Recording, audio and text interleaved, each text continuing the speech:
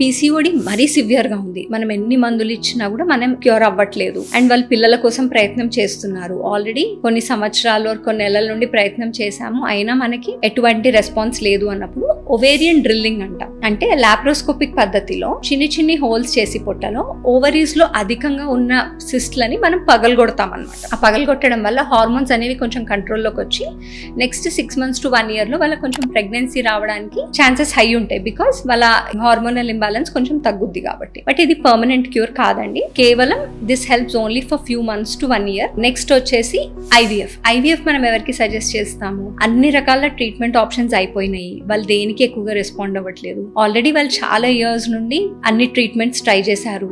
And ఆమెతో పాటు husband లో కూడా కొన్ని రకమైన సెమెన్ ప్రాబ్లమ్స్ ఉన్నాయి, స్పర్మ్ ప్రాబ్లమ్స్ ఉన్నాయి. అట్లా మల్టిపుల్ ఇష్యూస్ ఉన్నప్పుడు వీళ్ళకి IVF is the best treatment. PCOD రావడము క్యూర్ అవ్వడం ఎంత కష్టమో, ఎట్ ద సేమ్ టైం వాళ్ళు ఐవీఎఫ్కి కూడా అంతే బాగా రెస్పాండ్ అవుతారు అనేది ఒక వెరీ గుడ్ థింగ్. సో మీ హార్మోన్స్ ఆర్ మీ ట్రీట్మెంట్కి అసలు రెస్పాండ్ అవ్వట్లేదు అన్నప్పుడు డెఫినెట్లీ ఐవీఎఫ్ మంచి ఆప్షన్ అండి. ఎందుకంటే మీకు ఎగ్ నెంబర్ బాగుంటుంది కాబట్టి ప్రెగ్నెన్సీ వచ్చే ఛాన్సెస్ కూడా డెఫినెట్లీ బాగుంటుంది. ఆ డిసిషన్ ఏదో మీరు ఎర్లీగా తీసుకోవడం ఇంకా మంచిది. ఏజ్ ఎక్కువైపోయాక మీ ఓవేరియన్ రిజర్వ్ అనేది తగ్గాక తీసుకోవడం కంటే కొంచెం ఎర్లీ ఏజ్లోనే డిసిషన్ తీసుకోవడం చాలా చాలా మంచిది.